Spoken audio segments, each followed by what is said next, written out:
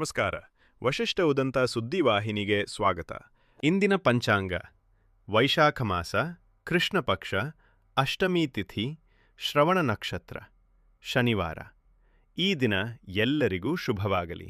ಇಂದಿನ ಮುಖ್ಯಾಂಶಗಳು: ಮೈಸೂರಿನಲ್ಲಿ ಟ್ರಾನ್ಸ್ಜೆಂಡರ್ ಹಕ್ಕುಗಳ ತಿದ್ದುಪಡಿ ಮಸೂದೆ 2026ಕ್ಕೆ ಲಿಂಗತ್ವ ಅಲ್ಪಸಂಖ್ಯಾತ ಸಮುದಾಯದ ತೀವ್ರ ವಿರೋಧ. ಕೊಪ್ಪದ ವೀರಭದ್ರಸ್ವಾಮಿಯ ಸಾನ್ನಿಧ್ಯದಲ್ಲಿ ಯಾರೇ ತಪ್ಪು ಮಾಡಿದ್ದರೂ ಅವರ ತಲೆದಂಡವಾಗಲಿ ಎಂದು ಮಾಜಿ ಶಾಸಕ ಟಿಡಿಆರ್ ಆಣೆ ಪ್ರಮಾಣ. ಪಶ್ಚಿಮ ಬಂಗಾಳದಲ್ಲಿ ಮೊದಲ ಬಾರಿಗೆ ಬಿಜೆಪಿ ಸರ್ಕಾರ ರಚನೆ. ಸಿಎಂ ಆಗಿ ಸುವೇಂದು ಅಧಿಕಾರಿ ಗಣ್ಯರ ಉಪಸ್ಥಿತಿಯಲ್ಲಿ ಪ್ರಮಾಣ ವಚನ ಸ್ವೀಕಾರ. ಈಗ ಮೈಸೂರಿನ ಪ್ರಮುಖ ಸುದ್ದಿಗಳು. ಕೇಂದ್ರ ಸರ್ಕಾರ ಪ್ರಸ್ತಾಪಿಸಿರುವ ಟ್ರಾನ್ಸ್ಜೆಂಡರ್ ವ್ಯಕ್ತಿಗಳ ಹಕ್ಕುಗಳ ರಕ್ಷಣೆ ತಿದ್ದುಪಡಿ ಮಸೂದೆ 2026 ವಿರುದ್ಧ ಲಿಂಗತ್ವ ಅಲ್ಪಸಂಖ್ಯಾತ ಸಮುದಾಯ ತೀವ್ರ ಆಕ್ರೋಶ ವ್ಯಕ್ತಪಡಿಸಿದೆ. ಮಸೂದೆಯು ಸ್ವಯಂ ಗುರುತಿಸುವಿಕೆಯ ಹಕ್ಕಿಗೆ ಧಕ್ಕೆ ತರುತ್ತದೆ ಎಂದು ಕಾರ್ಯಕರ್ತರು ಆರೋಪಿಸಿದ್ದಾರೆ. ಲಿಂಗ ಗುರುತಿನ ಮಾನ್ಯತೆಗೆ ವೈದ್ಯಕೀಯ ಪರೀಕ್ಷೆ ಮತ್ತು ಪ್ರಮಾಣಪತ್ರ ಕಡ್ಡಾಯಗೊಳಿಸಿರುವುದು ಸಮುದಾಯದ ಸ್ವಾತಂತ್ರ್ಯ ಕಸಿದುಕೊಳ್ಳುವ ಕ್ರಮ ಎಂದು ವಿರೋಧ ವ್ಯಕ್ತವಾಗಿದೆ. ನಾನು ಗಂಡಸೋ ಹೆಂಗಸೋ ಎಂಬುದನ್ನು ಮೆಡಿಕಲ್ ಬೋರ್ಡ್ ಯಾಕೆ ನಿರ್ಧರಿಸಬೇಕು? ನನ್ನ ಲಿಂಗತ್ವವನ್ನು ನಾನು ಗುರುತಿಸಿಕೊಳ್ಳುತ್ತೇನೆ ಎಂದು ಟ್ರಾನ್ಸ್ಜೆಂಡರ್ ಸಮುದಾಯದವರು ಆಕ್ರೋಶ ಹೊರಹಾಕಿದರು. ವಿಶೇಷವಾಗಿ ಟ್ರಾನ್ಸ್ ಮೆನ್ಗಳ ಸಂಖ್ಯೆ ಕಡಿಮೆ ಇರುವ ಹಿನ್ನೆಲೆ ಅವರ ಹಕ್ಕುಗಳ ಮೇಲೆ ಪರಿಣಾಮ ಬೀಳಲಿದೆ ಎಂಬ ಆತಂಕವೂ ವ್ಯಕ್ತವಾಗಿದೆ. ಮಸೂದೆಯನ್ನು ತಕ್ಷಣ ಹಿಂಪಡೆಯುವಂತೆ ಕೇಂದ್ರ ಸರ್ಕಾರಕ್ಕೆ ಒತ್ತಾಯಿಸಲಾಗಿದೆ. ಈ ಮಸೂದೆಯನ್ನು ಪ್ರತಿಗಾಮಿ ಮತ್ತು ಅಸಾಂವಿಧಾನಿಕ ಎಂದು ಕರೆದಿರುವ ಕಾರ್ಯಕರ್ತರು ಇದನ್ನು ತಕ್ಷಣವೇ ಹಿಂಪಡೆಯಬೇಕೆಂದು ಆಗ್ರಹಿಸಿದ್ದಾರೆ. ನನ್ನ ಹೆಸರು ಕ್ರಿಸ್ಟಿರಾಜ್ ಅಂತ ಹೇಳಿ, ನಾನು ಹೆಣ್ಣಾಗಿ ಹುಟ್ಟಿ ಗಂಡಾಗಿ ಪರಿವರ್ತನೆ ಆಗಿರೋನು. ಸೊ ನನ್ನನ್ನು ನಾನು ಟ್ರಾನ್ಸ್ಮ್ಯಾನ್ ಅಂತ ಹೇಳಿ ಗುರುತಿಸ್ಕೊತೀನಿ. ಸೊ ನಾನಿವತ್ತು CSGMR ಕಲೆಕ್ಟಿವ್ ಕಡೆಯಿಂದ ಮಾತಾಡೋಕ್ಕೆ ಬಂದಿದ್ದೀನಿ. ಸೊ ಏನಂದರೆ, ಇವಾಗ transgender protection rights act 2026 amendment bill ಏನು ತಿದ್ದುಪಡಿ ಆಗಿದೆ. ಸೊ ಅದ್ರ ಬಗ್ಗೆ ನಾವು ಮಾತಾಡ್ತಾ ಇರೋದು. ಸೊ ಯಾಕಂದರೆ ಇದರಲ್ಲಿ ಬಂದು ಟ್ರಾನ್ಸ್ಜೆಂಡರ್ ಅಂತ ಹೇಳಿದ ತಕ್ಷಣ ನಮಗೆ 2014 ಮತ್ತು 2019 ಏನಿತ್ತು ಅದು ಸೆಲ್ಫ್ ಡಿಕ್ಲರೇಷನ್ ಬಗ್ಗೆ ಮಾತಾಡ್ತಿತ್ತು. ಅಂದರೆ ನನ್ನ ಸ್ವಇಚ್ಛೆಯಿಂದ ನಾನು ಹೇಗೆ ಗುರುತಿಸ್ಕೊಳ್ಳೋಕೆ ಇಷ್ಟಪಡ್ತೀನಿ ಅಂತ. ಸೊ 4 ಸಾರಿ ತೀರ್ಪು ಪ್ರಕಾರ ನೋಡಿದ್ರೆ, ನೀನು ಲಿಂಗ ಪರಿವರ್ತನೆ ಮಾಡ್ಕೊಂಡಿದ್ರು ಮಾಡ್ಕೊಡದೇ ಇದ್ರೂ ಸೊ ನೀನು ಹೇಗೆ ಗುರುತಿಸ್ಕೊತೀಯ ಅದು ನಿನ್ನ ಐಡೆಂಟಿಟಿ ಅಂತ ಹೇಳಿ 4 ಸಾರಿ ತೀರ್ಪು ಹೇಳುತ್ತೆ. ಸೊ 2019 ಆ್ಯಕ್ಟ್ ಯಾವುದು ಕೇಂದ್ರ ಸರ್ಕಾರ ಇವಾಗ ಯಾವ ಸರ್ಕಾರ ನಡೆಸ್ತಿದೆ ಅದೇ ಸರ್ಕಾರನೇ 2019ರಲ್ಲೂ ಕೂಡ ಆ ಒಂದು ಸೆಲ್ಫ್ ಐಡೆಂಟಿಟಿನ ಒಪ್ಕೊಂಡಿತ್ತು. ಸೊ ಈಗ ಏನು ಮಾಡಿದ್ದಾರೆ, 2019ರ ಕಾಯ್ದೆ ಏನಿದೆ ಅದನ್ನು ಮತ್ತೆ ತಿದ್ದುಪಡಿ ಮಾಡಿದ್ದಾರೆ. ಸೊ ಯಾಕೆ ಇದನ್ನು ಮಾಡಿದ್ರು ಅನ್ನೋದು ಪ್ರಶ್ನೆ ಏನಂದರೆ, ಸೊ ನಮಗೆ ಪ್ರಶ್ನೆ ಇದೆ, ಸೊ ಯಾಕೆ ಇದನ್ನು ಅವರು ತಂದರು ಅಂತ. ಸೊ ಒಂದು ಸಮುದಾಯದ ಜೊತೆ ಕನ್ಸಲ್ಟೇಷನ್ ಮಾಡಲಿಲ್ಲ. ಸೊ ನ್ಯಾಷನಲ್ ಕೌನ್ಸಿಲಿಂಗ್ ಬೋರ್ಡ್ ಇದೆ, ಅಂದರೆ ನಮ್ಮ ಸಮುದಾಯದ ಪರವಾಗಿ ನ್ಯಾಷನಲ್ ಕೌನ್ಸಿಲಿಂಗ್ ಬೋರ್ಡಲ್ಲಿ ಡೆಲ್ಲಿನಲ್ಲಿ ಸೋಷಿಯಲ್ ವೆಲ್ಫೇರ್ ಅಂಡರ್ ಒಳಗಡೆ ಬರ್ತಾರೆ. ಸೊ ಅಲ್ಲಿರುವಂಥ ಒಂದು ಕಮಿಟಿನೂ ಕೂಡ ಅವರು ಒಂದು ಗಮನಕ್ಕೆ ತಗೊಂಡಿರ ಈ ಬಿಲ್ ಬಗ್ಗೆ ಡೈರೆಕ್ಟಾಗಿ ಅವ್ರು ತಗೊಂಬಂದಿರೋದು. ಸೊ ಇದರಲ್ಲಿ ಪ್ರಶ್ನೆ ಏನಂದರೆ, ಅವರು ಸ್ಪೆಸಿಫಿಕ್ ಆಗಿ 6 ಐಡೆಂಟಿಟೀಸ್ನ ಮಾತ್ರ ಒಪ್ಕೊತಾ ಇದ್ದಾರೆ. ಮೈಸೂರು ಜಿಲ್ಲೆಯ KR ನಗರ ತಾಲೂಕಿನ ತಿಪ್ಪೂರು ಗ್ರಾಮದಲ್ಲಿ ಹಣದಾಸೆಗೆ 90 ವರ್ಷದ ವೃದ್ಧೆಯನ್ನು ಕೊಲೆಗೈದು ಶೌಚಾಲಯದ UGD ಗುಂಡಿಯಲ್ಲಿ ಹೂತು ಹಾಕಿ ಚಪ್ಪಡಿ ಕಲ್ಲು ಮುಚ್ಚಿರುವ ಭೀಕರ ಘಟನೆ ಬೆಳಕಿಗೆ ಬಂದಿದೆ. ಗೌರಮ್ಮ ಎಂಬ ವೃದ್ಧೆ 12 ದಿನಗಳಿಂದ ಕಾಣೆಯಾಗಿದ್ದು, ತನಿಖೆ ನಡೆಸಿದ ಪೊಲೀಸರಿಗೆ ಶೌಚಾಲಯದ ಗುಂಡಿಯಲ್ಲಿ ಶವ ಪತ್ತೆಯಾಗಿದೆ. ಅದೇ ಗ್ರಾಮದ ವೀರಭದ್ರ ಎಂಬಾತನನ್ನು ಪೊಲೀಸರು ಬಂಧಿಸಿದ್ದಾರೆ. ಗೌರಮ್ಮ ಅವರಿಗೆ ಆತ ಆಪ್ತನಾಗಿದ್ದು, ಬ್ಯಾಂಕ್ ವ್ಯವಹಾರ ಸೇರಿದಂತೆ ಹಲವು ಕೆಲಸಗಳನ್ನು ಮಾಡಿಕೊಡುತ್ತಿದ್ದ ಎನ್ನಲಾಗಿದೆ. ಕೆಲ ದಿನಗಳ ಹಿಂದೆ ಗೌರಮ್ಮ ಬ್ಯಾಂಕಿನಿಂದ ಹಣ ಡ್ರಾ ಮಾಡಿದ್ದು, ಅದರಲ್ಲಿ 75,000 ರೂಪಾಯಿ ವೀರಭದ್ರ ಪಡೆದಿದ್ದಾನೆ.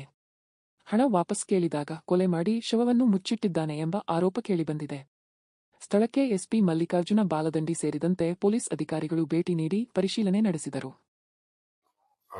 ಅದೇ ನಮ್ಮ ತಮ್ಮ ಪೊಲೀಸ್ ಆದವ್ರೆ, ಅವ್ರು ಕರ್ಸಿ ಮನೆ ಬೀಗ ಎಲ್ಲ ಹೊಡಿಸಿ, ಅಕಸ್ಮಾತ್ ಮನೆ ಒಳಗೆ ಏನಾದ್ರೆ ಹೆಚ್ಚು ಕಡಿಮೆ ಹಿಂಗ್ ಮಾಡ್ಕೊಂಡು ಹುಷಾರ್ ತಪ್ಪು ಏನೋ ಬಿದ್ದಿದ್ರೆ ಇರ್ತಾರೆ ಅಂದ್ಬಿಟ್ಟು ನೋಡಿದ್ರು. ಹಂಗಾಗಿ ಮನೆ ಒಳಗೂ ಇಲ್ಲ. ಮಾಡಿದ ಅಡುಗೆನೂ ಹಂಗೆ ಇತ್ತು, ಚಪ್ಪಲಿನೂ ಹಂಗೆ ಇತ್ತು. ಯಾವಾಗ ಹೋದ್ರು ಒಂದು ವ್ಯಾನಿಟಿ ಬ್ಯಾಗು ಜೊತೆಲಿ ಹಾಕೋಯ್ತಿದ್ರು, ಅದು ಅಲ್ಲೇ ಇತ್ತು. ಹಂಗಾಗಿ ಮನೆ ಪದಾರ್ಥಗಳು ಒಡೆದು ಅಲ್ಲೇನು ಇಚ್ಚಿಲ್ಲ. ಇವಮ್ಮನ ಕೈಲಿ 1-2 ಬಳೆ ವಾಲೆ ಏನೋ ಮಾಟಿ ಗೀಟಿ ಹಿಂಗೆಲ್ಲ ಇರ್ತಿದ್ರು. 4 ಬಳೆ ಮಾಮೂಲಿ ರೆಗ್ಯುಲರ್ ಇರ್ತಿದ್ರು. ದುಡ್ಡು ಕಾಸು ಬಡ್ಡಿ ಗಿಡ್ಡಿ ವ್ಯವಹಾರಕ್ಕೆಲ್ಲ ಇವನ್ನೇ ಕರ್ಕೋಗಿ ಕೊಡ್ಸೋದು ಬಿಡೋದು ಎಲ್ಲ ವ್ಯವಹಾರನ ಅವರೇ ಮಾಡ್ತಿದ್ರು. ಹಂಗಾಗಿ ಎಲ್ಲೋ ಹೋಗಿರ್ಬೇಕು ಅನ್ಕೊಂಡು ತಿಳ್ಕೊಂಡಿದ್ರು. ಹಿಂಗೆ ಅನುಮಾನ ಬಂದ್ಮೇಲೆ ನಾವು ಪೊಲೀಸ್ನವ್ರಿಗೆ ಇವರೇ ದುಡ್ಡು ಡ್ರಾ ಮಾಡವ್ರೆ ನೋಡೋಣ ಅಂದ್ಬಿಟ್ಟು ಇವ್ರು ಕೇಳಾಗಿ ಗೊತ್ತಾಗಿದ್ದು. ಅದು ಈಗ 2-3 ದಿವಸದಿಂದ ಊರಲ್ಲಿ ಇಚ್ಚಿಲ್ಲ, ಇವತ್ತು ಬಂದಿರೋದು ಅವನು. ನಾವು ಅನುಮಾನ ಜಾಸ್ತಿ ನೆನ್ನೆ ಮೊನ್ನೆಯಿಂದ ಇವ್ರ ಮೇಲೆ ಬಂದಿದ್ದು.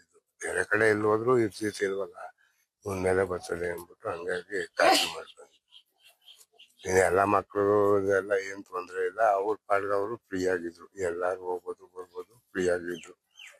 ಯಾವುದೇ ಆಸ್ತಿ ಬೋಸ್ತಿ ಬದುಕಾಟ ಎಲ್ಲ ಅವ್ರ ಹ್ಯಾಂಡ್ ಅವ್ರ. ನಾವೆಲ್ಲ 30-35 ವರ್ಷ ಮದ್ವೆ ಆದ್ರೂ ನಾವು ಸ್ವಂತವಾಗಿ ಏನು ತಗೊಂಡಿಲ್ಲ, ಎಲ್ಲ ಅವ್ರ ಹೆಸರಲ್ಲೇ ಬಿಟ್ಬಿಟ್ಟಿದ್ದು. ಈಗ ಈ ವ್ಯಕ್ತಿನೇ ತೋರಿಸಿದ ಇಲ್ಲಿ ಇದ್ ಮಾಡಿ ಇಲ್ಲ ಇಲ್ಲ ಇಲ್ಲ, ನಾವು ಅನುಮಾನದ ಮೇಲೆ ಪೊಲೀಸ್ ಕಂಪ್ಲೇಂಟ್ ಕೊಟ್ಟಿದ್ದು.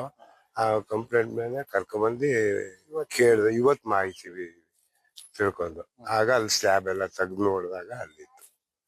ಸ್ಲ್ಯಾಬ್ ಎಲ್ಲ ಮುಚ್ಚಿಸಲ್ಲ ತೆಗ್ದು ನೋಡಿದಾಗ ಅಲ್ಲಿ ಕಾಣಿಸ್ತು.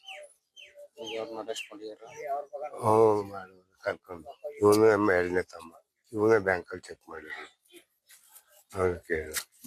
ಈಗ ಹಾಸನದ ಪ್ರಮುಖ ಸುದ್ದಿಗಳು. ಹಾಸನ ನಗರದ ಸಮೀಪದ ಬೂವನಹಳ್ಳಿಯಲ್ಲಿ 3 ದಿನಗಳ ಕಾಲ ನಡೆಯಲಿರುವ ಶ್ರೀ ದೇವಿರಮ್ಮ ದೇವಿ ರಥೋತ್ಸವ ಹಾಗೂ ಜಾತ್ರಾ ಮಹೋತ್ಸವಕ್ಕೆ ಕೇಂದ್ರ ಸಚಿವ ಎಚ್.ಡಿ. ಕುಮಾರಸ್ವಾಮಿ ಶುಕ್ರವಾರ ಅಧಿಕೃತ ಚಾಲನೆ ನೀಡಿದರು. ಈ ಸಂದರ್ಭದಲ್ಲಿ ಅವರು ಗ್ರಾಮದ ಚೆನ್ನಕೇಶವ ಸ್ವಾಮಿ, ದೇವಿರಮ್ಮ ಹಾಗೂ ಲಕ್ಷ್ಮೀದೇವಿ ದೇವಸ್ಥಾನಗಳಿಗೆ ಭೇಟಿ ನೀಡಿ ವಿಶೇಷ ಪೂಜೆ ಸಲ್ಲಿಸಿದರು. ಜಾತ್ರೆಯಲ್ಲಿ ಭಾಗಿಯಾಗಿದ್ದ ನೂರಾರು ಭಕ್ತರ ನಡುವೆ ದೇವರ ಆಶೀರ್ವಾದ ಪಡೆದ ಕುಮಾರಸ್ವಾಮಿ ಗ್ರಾಮಸ್ಥರೊಂದಿಗೆ ಕೆಲಕಾಲ ಸಂಭ್ರಮದಲ್ಲಿ ಪಾಲ್ಗೊಂಡರು. ಸಚಿವರು ಗ್ರಾಮಕ್ಕೆ ಆಗಮಿಸುತ್ತಿದ್ದಂತೆ ಕಾರ್ಯಕರ್ತರು ಹಾಗೂ ಸ್ಥಳೀಯರು ಪಟಾಕಿ ಸಿಡಿಸಿ ಜಯಘೋಷಗಳ ಮೂಲಕ ಅದ್ದೂರಿಯಾಗಿ ಸ್ವಾಗತಿಸಿದರು. ಜಾತ್ರಾ ಮಹೋತ್ಸವದ ಅಂಗವಾಗಿ ವಿವಿಧ ಧಾರ್ಮಿಕ ಹಾಗೂ ಸಾಂಸ್ಕೃತಿಕ ಕಾರ್ಯಕ್ರಮಗಳು ಆಯೋಜನೆಯಾಗಿದ್ದು, ಸುತ್ತಮುತ್ತಲಿನ ಗ್ರಾಮಗಳಿಂದಲೂ ಭಕ್ತರು ಹೆಚ್ಚಿನ ಸಂಖ್ಯೆಯಲ್ಲಿ ಆಗಮಿಸಿದ್ದಾರೆ. ಜಿಲ್ಲೆಯ ಒಂದು ಪ್ರಮುಖವಾದ ದೇವರು ಚೆನ್ನಕೇಶ್ವರ ಸ್ವಾಮಿ ಮತ್ತು ದೇವರಮ್ಮ ತಾಯಿಯ ಜಾತ್ರಾ ಮಹೋತ್ಸವದ ಕಾರ್ಯಕ್ರಮಗಳು ಇವತ್ತು ಹಲವಾರು ಸುತ್ತಮುತ್ತಲ ಗ್ರಾಮಗಳ ಭಕ್ತಾದಿಗಳ ಒಂದು ಸಹಮತದಲ್ಲಿ ಸಮ್ಮುಖದಲ್ಲಿ ನಡೀತಾ ಇದೆ. ಆ ತಾಯಿಯ ಆಶೀರ್ವಾದ, ಭಗವಂತ ಆಶೀರ್ವಾದ ನಾಡಿನ ಜನತೆಯ ಮೇಲೆ ಸಂಪೂರ್ಣವಾದಂಥ ಅನುಗ್ರಹವನ್ನು ಭಗವಂತ ಕರುಣಿಸಲಿ, ತಾಯಿ ದೇವಿರಮ್ಮ ಕರುಣಿಸಲಿ ಅಂತಕ್ಕಂಥ ಪ್ರಾರ್ಥನೆ ಸಲ್ಲಿಸ್ತಾರೆ. ಉಪಚುನಾವಣೆ ನಡೀತಾರೆ, ಅದೆಲ್ಲ ಪರಿಣಾಮ ಬೀರುತ್ತಾ ಇದೆ ಮುಂದಿನ ಚುನಾವಣೆಗಳಿಗೂ ಮುಂದೆ ನಡೆಯತಕ್ಕಂಥ ಚುನಾವಣೆಗೂ ಸಂಬಂಧ ಇಲ್ಲ.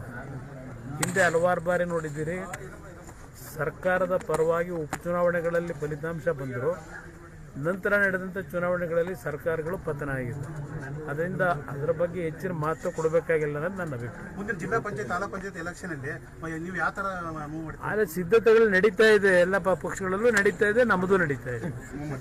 ಬೇಲೂರು ಪುರಸಭೆ ಸದಸ್ಯ ಎ.ಆರ್. ಅಶೋಕ್ ಅವರನ್ನು ಅನರ್ಹಗೊಳಿಸಿ ಜಿಲ್ಲಾಧಿಕಾರಿ ನ್ಯಾಯಾಲಯ ನೀಡಿದ್ದ ಆದೇಶಕ್ಕೆ ಹೈಕೋರ್ಟ್ ತಾತ್ಕಾಲಿಕ ತಡೆ ನೀಡಿದೆ. ಇದರೊಂದಿಗೆ ಅಶೋಕ್ ಅವರು ಪುರಸಭಾ ಸದಸ್ಯರಾಗಿ ಮುಂದುವರಿಯಲು ಅವಕಾಶ ದೊರೆತಿದೆ. ಆಡಳಿತಾತ್ಮಕ ಹಾಗೂ ಕಾನೂನು ಸಂಬಂಧಿತ ವಿಚಾರಗಳ ಹಿನ್ನೆಲೆಯಲ್ಲಿ ಡಿಸಿ ಕೋರ್ಟ್ ಅವರ ಸದಸ್ಯತ್ವ ರದ್ದುಪಡಿಸಿ ಆದೇಶ ಹೊರಡಿಸಿತ್ತು. ಈ ಆದೇಶ ಪ್ರಶ್ನಿಸಿ ಅಶೋಕ್ ಹೈಕೋರ್ಟ್ ಮೊರೆ ಹೋಗಿದ್ದರು. ಅರ್ಜಿಯ ವಿಚಾರಣೆ ನಡೆಸಿದ ಹೈಕೋರ್ಟ್ ಮುಂದಿನ ವಿಚಾರಣೆವರೆಗೆ ಹಳೆಯ ಸ್ಥಿತಿ ಕಾಯ್ದುಕೊಳ್ಳುವಂತೆ ಸೂಚಿಸಿ ಡಿಸಿ ಕೋರ್ಟ್ ಆದೇಶಕ್ಕೆ ಬ್ರೇಕ್ ಹಾಕಿದೆ. ಅಧ್ಯಕ್ಷರ ಚುನಾವಣೆಯ ಹೊತ್ತಲ್ಲೇ ಬಂದ ಈ ತೀರ್ಪು ಪುರಸಭೆ ರಾಜಕೀಯದಲ್ಲಿ ಹೊಸ ಚರ್ಚೆಗೆ ಕಾರಣವಾಗಿದೆ. ಹೈಕೋರ್ಟ್ ಆದೇಶ ಹೊರಬಿದ್ದ ತಕ್ಷಣ ಅಶೋಕ್ ಬೆಂಬಲಿಗರು ಪುರಸಭೆ ಮುಂಭಾಗ ಪಟಾಕಿ ಸಿಡಿಸಿ ಸಿಹಿ ಹಂಚಿ ಸಂಭ್ರಮಾಚರಣೆ ನಡೆಸಿದರು. ಎಲ್ರಿಗೂ ನಮಸ್ಕಾರ. ಇವತ್ತು ಸತ್ಯಕ್ಕೆ ಜಯ ಸಿಕ್ಕಿದೆ ಅನ್ನೋದಕ್ಕೆ ಒಂದು ಉದಾಹರಣೆ. ನನ್ನ ವಿರುದ್ಧ ಏನು ಡಿಸಿ ಕೋರ್ಟ್ನಲ್ಲಿ ಸದಸ್ಯತ್ವನ ರದ್ದುಪಡಿಸಿದ್ರು, ಆ ರದ್ದುಪಡಿಸಿದಂಥದ್ದನ್ನ ಇವತ್ತು ಘನ ಉಚ್ಚ ನ್ಯಾಯಾಲಯವು ನನಗೆ ತಡೆಯಾಜ್ಞೆ ಕೊಟ್ಟು ನನ್ನ ಒಂದು ಕಾರ್ಯವೈಖರಿಯ ಸದಸ್ಯತ್ವನ ಮುಂದುವರಿಸಿಕೊಂಡು ಹೋಗಬಹುದು ಅನ್ನೋ ಒಂದು ಹೈಕೋರ್ಟ್ ಆಜ್ಞೆ ಏನಿದೆ, ಆ ಆಜ್ಞೆಯನ್ನು ನಾನು ಪುರಸಭೆಯ ಮುಖ್ಯಾಧಿಕಾರಿಗಳಿಗೆ ಕೊಟ್ಟು ಮುಂದೆ ನಡೆಯತಕ್ಕಂಥ ಏನು ಸೋಮವಾರ 11ನೇ ತಾರೀಕು ಪುರಸಭೆಯ ಅಧ್ಯಕ್ಷರ ಚುನಾವಣೆಯಲ್ಲಿ ಹಕ್ಕು ನನ್ನ ಓಟು ಹಾಕೋದಕ್ಕೆ ಒಂದು ಆಜ್ಞೆ ಸಿಕ್ಕಿರೋದಕ್ಕೆ ಬಹಳ ಸಂತೋಷವಾಗಿದೆ. ಹಾಗಾಗಿ ಏನು ಈ ಹಿಂದೆ ನನ್ನ ವಿರುದ್ಧ ಕೆಲವರು ಪಿತೂರಿ ಮಾಡಿ ನನ್ನ ಸದಸ್ಯತ್ವ ತಗ್ಸಿದ್ರು, ಅವರಿಗೆ ಇವತ್ತು ಮುಖಭಂಗ ಆಗಬೇಕು. ನನ್ನ ವಿರುದ್ಧ 1 ವರ್ಷಗಳ ಕಾಲ ನನಗೆ ಎಲ್ಲಿ ಹೋದಲ್ಲಿ ಬಂದಲ್ಲಿ ತೊಂದರೆ ಕೊಟ್ಕೊಂಡು ಮಾಡಿದ್ರು. ಆದರೆ ಶ್ರೀ ಚೆನ್ನಕೇಶವನ ಆಶೀರ್ವಾದದಿಂದ, ಶ್ರೀ ಚೆನ್ನಕೇಶವ ಸ್ವಾಮಿಯ ಒಂದು ಕೃಪಾ ಕಟಾಕ್ಷದಿಂದ ಇವತ್ತು ನನಗೆ ಎಲ್ಲ ತರದ ಒಂದು ಕಾರ್ಯವೈಖರಿಗಳಲ್ಲಿ ಜಯಶೀಲನಾಗಿ ಬಂದು ಮತ್ತೆ ಪುರಸಭಾ ಸದಸ್ಯರಾಗಿ ಮತ್ತು ಬೇಲೂರಿನ ಸಣ್ಣ ಪುಟ್ಟ ಕೆಲಸ ಮಾಡುವಂತ ಅವಕಾಶನ ಮತ್ತೆ ಕಲ್ಪಿಸಿಕೊಟ್ಟಿದ್ದೆ. ಹಾಗಾಗಿ ನಮ್ಮೆಲ್ಲರ ಪರವಾಗಿ, ಎಲ್ಲ ಬೇಲೂರು ಜನತೆಯ ಪರವಾಗಿ ನನಗೆ ಬಂದಂತ ಒಂದು ಏನು ಹೈಕೋರ್ಟ್ ಆದೇಶ ಸ್ವಾಗತವನ್ನು ಮಾಡಿ ಮುಂದಿನ ದಿನಗಳಲ್ಲಿ ಒಳ್ಳೆಯ ಕೆಲಸ ಕಾರ್ಯನ ಮಾಡಿಕೊಂಡು ಹೋಗ್ತೀನಿ ಅಂತ ಈ ಒಂದು ಸಂದರ್ಭದಲ್ಲಿ ಹೇಳ್ತೇನೆ. ಈಗ ಚಿಕ್ಕಮಗಳೂರಿನ ಪ್ರಮುಖ ಸುದ್ದಿಗಳು. ಶೃಂಗೇರಿ ಕ್ಷೇತ್ರದಲ್ಲಿ ಆಣೆಯ ಪ್ರಮಾಣ ರಾಜಕೀಯ ಜೋರಾಗಿದೆ. ಕೊಪ್ಪದ ವೀರಭದ್ರಸ್ವಾಮಿ ಸನ್ನಿಧಿಯಲ್ಲಿ ಮಾಜಿ ಶಾಸಕ ಟಿಡಿ ರಾಜೇಗೌಡ ಆಣೆ ಪ್ರಮಾಣ ಮಾಡಿದ್ದು ರಾಜಕೀಯ ವಲಯದಲ್ಲಿ ಚರ್ಚೆಗೆ ಗ್ರಾಸವಾಗಿದೆ. ನಾನು ಯಾವುದೇ ತಪ್ಪು ಮಾಡಿಲ್ಲ, ಯಾರೇ ತಪ್ಪು ಮಾಡಿದ್ದರೂ ಅವರಿಗೆ ತಲೆದಂಡ ಆಗಲಿ.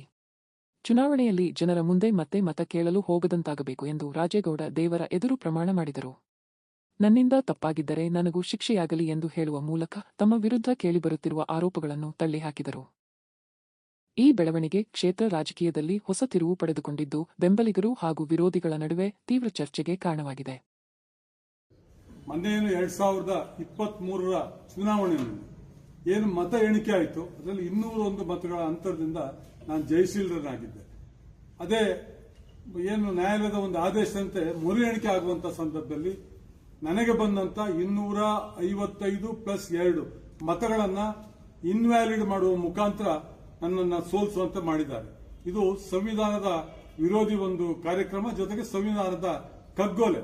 ಭಾರತ ದೇಶಕ್ಕೆ ನಂದೇ ಆದಂತಹ ಒಂದು ಇತಿಹಾಸ, ಧಾರ್ಮಿಕ ಹಿನ್ನೆಲೆಯ ಭದ್ರ ಬುನಾದಿಯಲ್ಲಿ ಬೆಳೀತಾ ಇರತಕ್ಕಂಥದ್ದು ಭಾರತ ದೇಶ. ಹಾಗಾಗಿ ನಮಗೆ ಧಾರ್ಮಿಕವಾಗಿಯೂ ನಂಬಿಕೆ ಇದೆ, ಹಾಗೇನೆ ಇವತ್ತೇನು ಎಲೆಕ್ಷನ್ ಕಮಿಷನ್ ಅದ್ರ ಮೇಲೂ ಕೂಡ ನಂಬಿಕೆ ಇದೆ ಮತ್ತು ನ್ಯಾಯಾಲಯದ ಮೇಲೂ ನಂಬಿಕೆ ಇದೆ. ಹಾಗಾಗಿ ನಮಗೆ ಎಲ್ಲಾದ್ರೂ ಒಂದು ಕಡೆ ನಮಗೆ ನ್ಯಾಯ ಸಿಗಬೇಕು.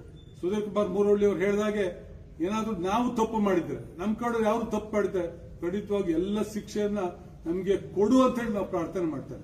ಜೊತೆಗೆ ನಾನು ಯಾರಿಗೂ ಇದುವರೆಗೂ ನನ್ನ ಜೀವಮಾನದಲ್ಲಿ ಕೆಟ್ಟದಾಗಲಿ ಅಂತ ನಾನು ಬಯಸಿಲ್ಲ. ಬಟ್ ಇಂಥ ಕೃತ್ಯ ಇದು ಪ್ರಜಾಪ್ರಭುತ್ವ ಕಗ್ಗೊಲೆ ಎಲ್ಲೂ ಇಡೀ ಭಾರತ ದೇಶದಲ್ಲ, ಇಡೀ ಪ್ರಪಂಚದಲ್ಲಿ ಎಲ್ಲೂ ಆಗಿಲ್ಲ. ಇದೊಂದು ಇತಿಹಾಸ. ಇದು ಇಂಥ ಒಂದು ಕೀಳು ಮಟ್ಟದ ಒಂದು ಕೃತ್ಯವನ್ನು ಮಾಡಲಿಕ್ಕೆ ಯಾರಿಂದಲೂ ಸಾಧ್ಯ ಇಲ್ಲ. ಇಂಥ ಒಂದು ಕೃತ್ಯವನ್ನು ಮಾಡಿ ಇವತ್ತು ಈ ಪರಿಸ್ಥಿತಿಗೆ ಬಂದಿರೋದ್ರಿಂದ ನಾನು ಇವತ್ತು ಕೇಳ್ತೇನೆ, ಯಾರು ತಪ್ಪು ಮಾಡ್ತಾರೋ ಅವ್ರಿಗೆ ದಂಡನೆ ಆಗಲೇಬೇಕು. ಯಾವತ್ತೂ ನಾನು ಕೇಳಿಲ್ಲ, ದಂಡನೆ ಆಗಲೇಬೇಕು, ಅವ್ರ ತಲೆದಂಡ ಆಗಬೇಕು, ನ್ಯಾಯ ಸಿಗ್ತದೆ ಅನ್ನೋ ನಂಬಿಕೆ ಇದೆ. ಆ ರೀತಿ ತಪ್ಪು ಮಾಡಿದಂಥವ್ರು ಇನ್ನು ಮುಂದೆ ಯಾವತ್ತೂ ಚುನಾವಣೆಗೆ ಅಥವಾ ಜನರ ಒಂದು ಮತ ಕೇಳಲಿಕ್ಕೆ ಹೋಗದಲ್ಲೇ ಇರುವಂತೆ ಆಗಬೇಕು ಅಂತಕ್ಕಂಥ ಒಂದು ಕಳಕಳಿ ಮನವಿ. ನನ್ನಿಂದ ಏನೋ ತಪ್ಪಾಗಿದ್ರೆ, ಲೋಪ ಆಗಿದ್ರೆ ನಾನು ರಾಜಕಾರಣದಿಂದ ನಿವೃತ್ತಿ ಆಗ್ತೀನಿ ಅನ್ನೋ ಒಂದು ಪ್ರಾರ್ಥನೆಯನ್ನು ಕೂಡ ವೀರಭದ್ರನಲ್ಲಿ ಮಾಡಿ ನಮಗೆ ನ್ಯಾಯ ಕೊಡಿ ಅಂತ ಕೇಳಿ ಇವತ್ತು ಈ ಒಂದು ಹಣ್ಣು ಕಾಯನ್ನು ನಾನು ತಮಗೆ ಸಮರ್ಪಣೆ ಮಾಡ್ತೇನೆ. ಮೂಡಿಗೆರೆ ವಿಧಾನಸಭಾ ಕ್ಷೇತ್ರದ ಚುನಾವಣೆಯಲ್ಲಿ ಕೇವಲ 722 ಮತಗಳ ಅಂತರದಿಂದ ಕಾಂಗ್ರೆಸ್ನ ನಯನ ಮೋಟಮ್ಮ ವಿರುದ್ಧ ಸೋಲು ಅನುಭವಿಸಿದ್ದ ಬಿಜೆಪಿ ಅಭ್ಯರ್ಥಿ ದೀಪಕ್ ತುಡ್ಡಯ್ಯ ಪರ ಕಾರ್ಯಕರ್ತರು ಮತ ಮರು ಎಣಿಕೆಗೆ ಒತ್ತಾಯಿಸಿದ್ದಾರೆ. ಚುನಾವಣಾ ಫಲಿತಾಂಶದಲ್ಲಿ ಅನುಮಾನಗಳಿದ್ದು ನ್ಯಾಯಸಮ್ಮತ ಮರು ಎಣಿಕೆ ನಡೆಸಬೇಕು ಎಂದು ಅವರು ಆಗ್ರಹಿಸಿದ್ದಾರೆ. ಈ ಕುರಿತು ಮಾತನಾಡಿದ ದೀಪಕ್ ತುಡ್ಡಯ್ಯ, ಪಕ್ಷದ ಹಿರಿಯರು ಹಾಗೂ ಮುಖಂಡರ ಮಾರ್ಗದರ್ಶನದಲ್ಲಿ ಕಾನೂನು ಹೋರಾಟ ಮುಂದುವರಿಸುವುದಾಗಿ ತಿಳಿಸಿದ್ದಾರೆ. ಕಾಂಗ್ರೆಸ್ ಸರ್ಕಾರ ಬಿಜೆಪಿ ಹಕ್ಕುಗಳನ್ನು ಮೊಟಕುಗೊಳಿಸುತ್ತಿದೆ ಎಂದು ಆರೋಪಿಸಿದ ಅವರು, ಜನತೆಯ ಆಶೀರ್ವಾದ ಸದಾ ತಮ್ಮೊಂದಿಗಿದೆ ಎಂದರು. ಮುಂದಿನ ದಿನಗಳಲ್ಲಿ ಜನರ ಬೆಂಬಲದೊಂದಿಗೆ ಮತ್ತಷ್ಟು ಬಲವಾಗಿ ಹೋರಾಟ ನಡೆಸುವುದಾಗಿ ದೀಪಕ್ ತುಡ್ಡಯ್ಯ ವಿಶ್ವಾಸ ವ್ಯಕ್ತಪಡಿಸಿದರು. ಮೂಡಿಗೆರೆ ವಿಧಾನಸಭಾ ಕ್ಷೇತ್ರದ ಎಲ್ಲ ಹಿರಿಯರು ಮತದಾರರು ಹೇಳ್ತಾ ಇರೋದು, ಮೂಡಿಗೆರೆಯಲ್ಲಿ ಕೇವಲ 722 ವೋಟ್ಸ್ ಅಂತರದಿಂದ ಸೋತಂತವ್ರು ನೀವು ಸಹ ಒಂದು ಮರು ಎಣಿಕೆಗೆ ಹಾಕಬೇಕಿತ್ತು. ಬಹುಶಃ ಇದು ನೋಡಿದರೆ ಇಲ್ಲಿ ಏನೇನೋ ಆಗಿರೋ ಅವಕಾಶ ಇದೆ, ವ್ಯಾಲಿಡ್ ಯಾವುದು ಇನ್ವ್ಯಾಲಿಡ್ ಯಾವುದು ಅಂತ. ಅದು ನಮಗನ್ನಿಸ್ತಾ ಇದೆ. ಈಗ ನಾವು ಕಾನೂನು ತಜ್ಞರ ಅಭಿಪ್ರಾಯ ಪಡೆದು ನಮ್ಮ ಪಕ್ಷದ ಹಿರಿಯರ ಮಾರ್ಗದರ್ಶನ ಪಡೆದು ಇದ್ರ ಬಗ್ಗೆ ಯೋಚನೆ ಮಾಡ್ತೇವೆ. ಈಗಾಗಲೇ 3 ವರ್ಷ ದಾಟಿದೆ, ಜನರ ಮಧ್ಯೆನೇ ಇದ್ದೇವೆ, ಜನರ ಜೊತೆನೇ ಇದ್ದೇವೆ, ಮೊನ್ನೆ 2 ವರ್ಷ ಇರ್ತೇವೆ. ಜನ ಇನ್ನೇನು ನಮಗೆ ಖಂಡಿತ ಪ್ರೀತಿ ಕೊಟ್ಟಿದ್ದಾರೆ, ಮುಂದಿನ ಆಶೀರ್ವಾದ ಮಾಡ್ತಾರೆ. ಆದರೆ ಕಾನೂನು ಹೋರಾಟ ಮಾಡಲಿಕ್ಕೆ ಹೇಗೆ ಸಾಧ್ಯ ಅನ್ನೋದನ್ನು ಯೋಚನೆ ಮಾಡ್ತೇವೆ. ಕಾಂಗ್ರೆಸ್ನವರು ತಮ್ಮ ದುರಾಡಳಿತದಿಂದ ಬಿಜೆಪಿಯ ಹಕ್ಕನ್ನು ಮೊಟಕುಗೊಳಿಸೋಕ್ಕೆ ಪ್ರಯತ್ನ ಮಾಡ್ತಾ ಇರೋದು ಖಂಡನೀಯ. ಇದನ್ನು ನಿಲ್ಲಿಸಬೇಕು. ಈಗ ರಾಜ್ಯ ಮತ್ತು ರಾಷ್ಟ್ರೀಯ ಸುದ್ದಿಗಳು. ಕರ್ನಾಟಕದ ಮಾಜಿ ಮುಖ್ಯಮಂತ್ರಿ ಬಿಎಸ್ ಯಡಿಯೂರಪ್ಪ ಅವರ 50 ವರ್ಷಗಳ ಸುದೀರ್ಘ ರಾಜಕೀಯ ಜೀವನವನ್ನು ಸಂಭ್ರಮಿಸಲು ಚಿತ್ರದುರ್ಗದಲ್ಲಿ ಬಿಎಸ್ವೈ ಅಭಿಮಾನೋತ್ಸವ ಆಯೋಜಿಸಲಾಗಿದೆ. ಕಾರ್ಯಕ್ರಮಕ್ಕೆ ರಾಜ್ಯದ ವಿವಿಧ ಭಾಗಗಳಿಂದ ಸಾವಿರಾರು ಅಭಿಮಾನಿಗಳು ಆಗಮಿಸಿ ಸಂಭ್ರಮ ಹೆಚ್ಚಿಸಿದರು. ವಿವಿಧ ಮಠಗಳ ಸ್ವಾಮೀಜಿಗಳು ಭಾಗವಹಿಸಿ ಆಶೀರ್ವಚನ ನೀಡಿದರು. ಬಿಜೆಪಿ ರಾಜ್ಯಾಧ್ಯಕ್ಷ ಬಿವೈ ವಿಜಯೇಂದ್ರ ಸ್ವಾಮೀಜಿಗಳ ಆಶೀರ್ವಾದ ಪಡೆದು ಕಾರ್ಯಕ್ರಮದಲ್ಲಿ ಪಾಲ್ಗೊಂಡರು. ಈ ವೇಳೆ ಮಾತನಾಡಿದ ಮಾಜಿ ಮುಖ್ಯಮಂತ್ರಿ ಬಸವರಾಜ ಬೊಮ್ಮಾಯಿ, ಸಿದ್ದರಾಮಯ್ಯ ಮಾಸ್ ಲೀಡರ್ ಅಂತ ಹೇಳ್ಕೋತಾರೆ, ಆದ್ರೆ ಕರ್ನಾಟಕದಲ್ಲಿ ನಿಜವಾದ ಮಾಸ್ ಲೀಡರ್ ಇದ್ದರೆ ಅದು ಯಡಿಯೂರಪ್ಪ ಎಂದು ಹೊಗಳಿದರು. ಕಾಂಗ್ರೆಸ್ ಪಕ್ಷದ ಸೂರ್ಯ ಮುಳುಗುತ್ತಿದ್ದು ಬಿಜೆಪಿ ಶಕ್ತಿ ಹೆಚ್ಚುತ್ತಿದೆ ಎಂದು ಹೇಳಿದರು. ಬಳಿಕ ಕೇಂದ್ರ ಗೃಹ ಸಚಿವ ಅಮಿತ್ ಶಾ ಪಶ್ಚಿಮ ಬಂಗಾಳದಲ್ಲಿ ಸುವೇಂದು ಅಧಿಕಾರಿ ಅವರ ಪ್ರಮಾಣವಚನ ಸ್ವೀಕಾರ ಕಾರ್ಯಕ್ರಮ ಮುಗಿಸಿ ಚಿತ್ರದುರ್ಗದ ಕಾರ್ಯಕ್ರಮಕ್ಕೆ ಆಗಮಿಸಿ ಯಡಿಯೂರಪ್ಪ ಅವರ ಕೈ ಹಿಡಿದು ಜನರಿಗೆ ಕೈಬೀಸಿ ಅಭಿನಂದನೆ ಸ್ವೀಕರಿಸಿದರು. ಈಗ ತಾನೇ ಪಶ್ಚಿಮ ಬಂಗಾಳದಲ್ಲಿ ಮುಖ್ಯಮಂತ್ರಿಗಳನ್ನ ಕಾರ್ಯಕ್ರಮ ಮಾಡಿ ಈ ಕಾರ್ಯಕ್ರಮ ಆಗಮಿಸಿದಂತ ಅಮಿತ್ ಶಾಜಿ ಅವರಿಗೆ ನಿಮ್ಮೆಲ್ಲರ ಪರವಾಗಿ ಹೃದಯಪೂರ್ವಕ ಸ್ವಾಗತವನ್ನು ಬಯಸ್ತಾ ಇದ್ದೇನೆ. ರಾಧಾಮೋಹನ್ ಜಿ ಪ್ಲೀಸ್.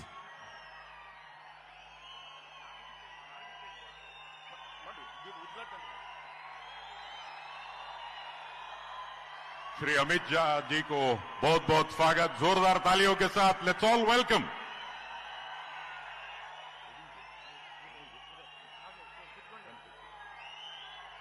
ಸನ್ಮಾನ್ಯ ಕೇಂದ್ರ ಗೃಹ ಸಚಿವರಾದ ಶ್ರೀ ಅಮಿತ್ ಶಾ ಅವರಿಗೆ ಸ್ವಾಗತ ಸುಸ್ವಾಗತ.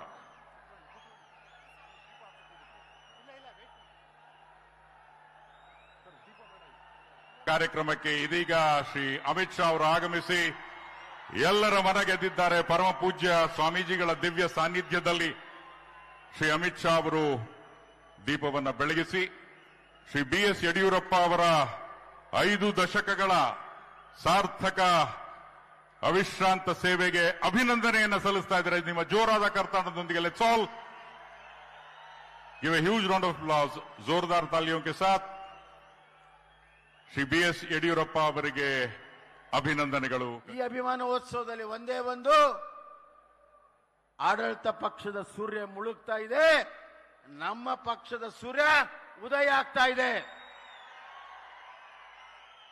ಅವರ ಹಡಗು ಮುಳುಗ್ತಾ ಇದೆ, ನಮ್ಮ ಹಡಗು ದಡ ಸೇರ್ತಾ ಇದೆ. ಒಕ್ಕಟ್ಟಾಗಿ ಒಂದಾಗಿ ಬರುವ ದಿನಗಳಲ್ಲಿ ಯಡಿಯೂರಪ್ಪನವರ ಆಡಳಿತ, ಅವರ ಕಾರ್ಯಕ್ರಮಗಳು ಮತ್ತೆ ಕರ್ನಾಟಕದಲ್ಲಿ ಸ್ಥಾಪನೆ ಆಗಬೇಕು. ಅದಕ್ಕೆ ತಾವು ಸಂಕಲ್ಪವನ್ನ ಮಾಡಬೇಕು. ಇಲ್ಲಿಂದ ಸಂಕಲ್ಪವನ್ನ ಮಾಡಿದ್ರೆ ಮತ್ತೆ ವಿಧಾನಸಭೆಯಲ್ಲಿ ಯಡಿಯೂರಪ್ಪನವರ ಆಶೀರ್ವಾದದ ನಮ್ಮ ಪಕ್ಷದ ಸರ್ಕಾರ 3ನೇ ಮಹಡಿಯಲ್ಲಿ ಆಗಬೇಕು.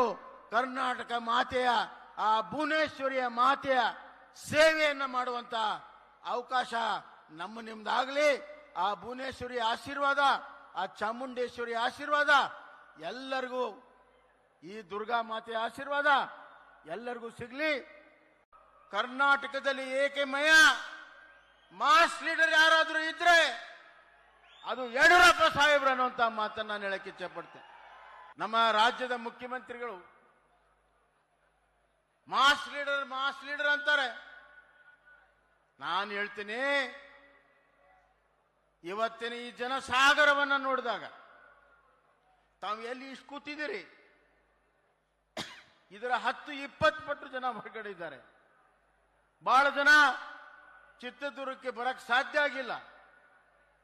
ಎಲ್ಲ ಕಡೆ ರೋಡ್ಗಳು ಜಾಮ್ ಆಗಿದೆ. ಕರ್ನಾಟಕದ ಇತಿಹಾಸದಲ್ಲಿ ಸೃಷ್ಟಿ ಮಾಡುವಂತ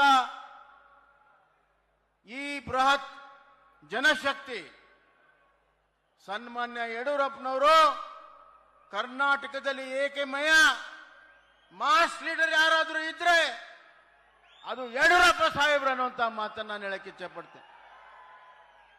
ಸ್ವಾತಂತ್ರ್ಯಾನಂತರ ಪಶ್ಚಿಮ ಬಂಗಾಳದಲ್ಲಿ ಮೊದಲ ಬಾರಿಗೆ ಬಿಜೆಪಿ ಸರ್ಕಾರ ರಚನೆಯಾಗಿ ಸುವೇಂದು ಅಧಿಕಾರಿ ಮುಖ್ಯಮಂತ್ರಿಯಾಗಿ ಪ್ರಮಾಣ ವಚನ ಸ್ವೀಕರಿಸಿದರು. ಕೋಲ್ಕತಾದಲ್ಲಿ ನಡೆದ ಭವ್ಯ ಸಮಾರಂಭದಲ್ಲಿ ಪ್ರಧಾನಿ ನರೇಂದ್ರ ಮೋದಿ, ಕೇಂದ್ರ ಗೃಹ ಸಚಿವ ಅಮಿತ್ ಶಾ ಸೇರಿದಂತೆ ಹಲವು ಬಿಜೆಪಿ ನಾಯಕರು ಭಾಗವಹಿಸಿದ್ದರು. ಪಶ್ಚಿಮ ಬಂಗಾಳದ ಜನಶಕ್ತಿಗೆ ನಾನು ತಲೆಬಾಗುತ್ತೇನೆ ಎಂದು ಮೋದಿ ವೇದಿಕೆಯಿಂದಲೇ ಜನತೆಗೆ ನಮಸ್ಕಾರ ಸಲ್ಲಿಸಿ ರಾಜ್ಯದ ಜನರ ಪ್ರಜಾಸತ್ತಾತ್ಮಕ ಮನೋಭಾವವನ್ನು ಪ್ರಶಂಸಿಸಿದರು. ಉತ್ತರ ಪ್ರದೇಶ ಮುಖ್ಯಮಂತ್ರಿ ಯೋಗಿ ಆದಿತ್ಯನಾಥ್ ಸುವೇಂದು ಅಧಿಕಾರಿ ಅವರಿಗೆ ಗಮಚ ಹೊದಿಸಿ ಗೌರವ ಸಲ್ಲಿಸಿದ ಕ್ಷಣ ವಿಶೇಷ ಗಮನ ಸೆಳೆಯಿತು. ಬಿಜೆಪಿ ರಾಷ್ಟ್ರೀಯ ಅಧ್ಯಕ್ಷ ನಿತಿನ್ ನಬೀನ್ ಸೇರಿದಂತೆ ಹಲವು ಗಣ್ಯರು ಉಪಸ್ಥಿತರಿದ್ದರು. ಶ್ಯಾಮಪ್ರಸಾದ್ ಮುಖರ್ಜಿ ಅವರ ಕನಸು ನನಸಾದ ದಿನವೆಂದು ಬಿಜೆಪಿ ಕಾರ್ಯಕರ್ತರು ಸಂಭ್ರಮಾಚರಣೆ ನಡೆಸಿದರು. আমি শুভেন্দু অধিকারী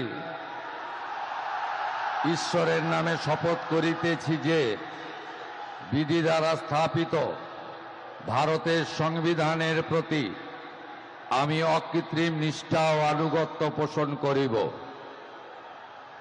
আমি ভারতের সার্বভৌমত্ব ও অখণ্ডতা রক্ষা করিব। পশ্চিমবঙ্গ রাজ্যের মুখ্যমন্ত্রী রূপে আমার কর্তব্যসমূহ নিষ্ঠাপূর্বক এবং বিবেকসম্মতভাবে নির্বাহ করিব এবং ভয় বা পক্ষপাত, প্রীতি বা বিদ্বেষ রহিত হইয়া সকল শ্রেণীর জনগণের প্রতি সংবিধান ও বিধি অনুসারে ন্যায় আচরণ করিব।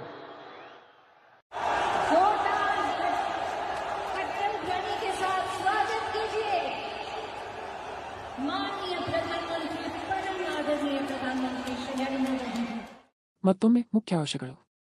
ಮೈಸೂರಿನಲ್ಲಿ ಟ್ರಾನ್ಸ್ಜೆಂಡರ್ ಹಕ್ಕುಗಳ ತಿದ್ದುಪಡಿ ಮಸೂದೆ 2026ಕ್ಕೆ ಲಿಂಗತ್ವ ಅಲ್ಪಸಂಖ್ಯಾತ ಸಮುದಾಯದ ತೀವ್ರ ವಿರೋಧ. ಕೊಪ್ಪದ ವೀರಭದ್ರಸ್ವಾಮಿಯ ಸಾನ್ನಿಧ್ಯದಲ್ಲಿ ಯಾರೇ ತಪ್ಪು ಮಾಡಿದ್ದರೂ ಅವರ ತಲೆದಂಡವಾಗಲಿ ಎಂದು ಮಾಜಿ ಶಾಸಕ ಟಿಡಿಆರ್ ಆಣೆ ಪ್ರಮಾಣ. ಪಶ್ಚಿಮ ಬಂಗಾಳದಲ್ಲಿ ಮೊದಲ ಬಾರಿಗೆ ಬಿಜೆಪಿ ಸರ್ಕಾರ ರಚನೆ. ಸಿಎಂ ಆಗಿ ಸುವೇಂದು ಅಧಿಕಾರಿ ಗಣ್ಯರ ಉಪಸ್ಥಿತಿಯಲ್ಲಿ ಪ್ರಮಾಣ ವಚನ ಸ್ವೀಕಾರ. ಇಲ್ಲಿಗೆ ಇಂದಿನ ವಾರ್ತಾ ಪ್ರಸಾರ ಮುಕ್ತಾಯವಾಯಿತು. ಧನ್ಯವಾದಗಳು. ಈ ದಿನ ಎಲ್ಲರಿಗೂ ಶುಭವಾಗಲಿ.